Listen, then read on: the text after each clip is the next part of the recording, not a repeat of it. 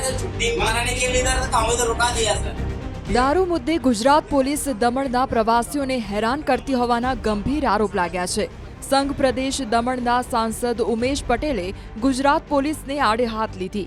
ગુજરાતમાં દારૂ પોલીસની સાંઠગાંઠના કારણે જ ઘૂસતો હોવાની આશંકા વ્યક્ત કરી। સાથે જ આરોપ લગાવ્યો કે દમણ આવતા પ્રવાસીઓને ગુજરાત પોલીસ કનડગત કરે છે। વલસાડમાં સતત ચેકિંગને લઈને દમણના સાંસદના પેટમાં તેલ રેડાયું હોય એમ તેમણે ગુજરાત પોલીસ પર આકરા પ્રહાર કર્યા। સાંસદે પ્રવાસીઓને અપીલ કરી કે દમણમાં દારૂ પીધા બાદ કોઈ દમણ છોડે નહીં, પરંતુ મને ફોન કરે, હું રહેવાની વ્યવસ્થા કરી આપીશ। અહીંયાથી પાછું જવા માટે એટલું મજબૂર બનવું પડતું હોય કે અહીંયા કોઈ રહેવાની વ્યવસ્થા નથી, તો આપ સૌને વિનંતી કરું છું કે આપ મારા નંબર ઉપર કોન્ટેક્ટ કરી શકો છો અને તમને હું મારા સમાજનો જે કોળી પટેલ સમાજનો હોલ છે ત્યાં રહેવાની વ્યવસ્થા કરી આપીશ।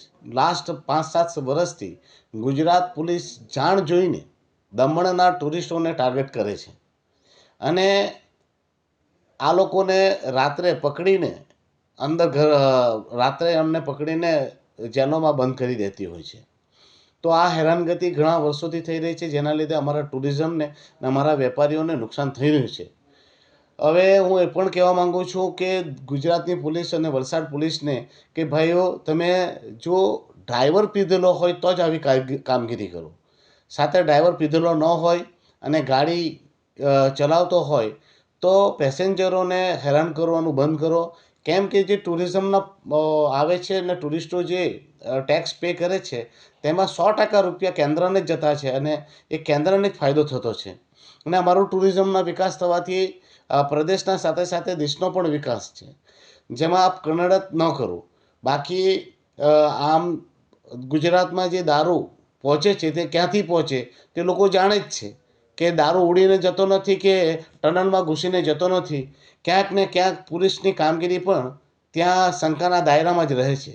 ને હું એક વાત ચોક્કસપણે કહું છું, જેટલો દારૂ દમણમાં ઇઝીલી મળતો નથી એનાથી ઇઝીલી ગુજરાતમાં દારૂ મળી જાય છે। તો ગુજરાત પોલીસ એવું ના બતાવે કે તે રાજા હરિશ્ચંદ્રની ઔલાદ છે, પરંતુ એક માનવતાની દ્રષ્ટિએ પણ રાખે। જો ડ્રાઈવરો પીધેલા ન હોય તો એમને પરેશાન ન કરવામાં આવે। हम घूमने को आए थे छुट्टी मनाने के लिए इधर, तो हमें तो रुका दिया सर। पिया है ना? हाँ? पिया है ना?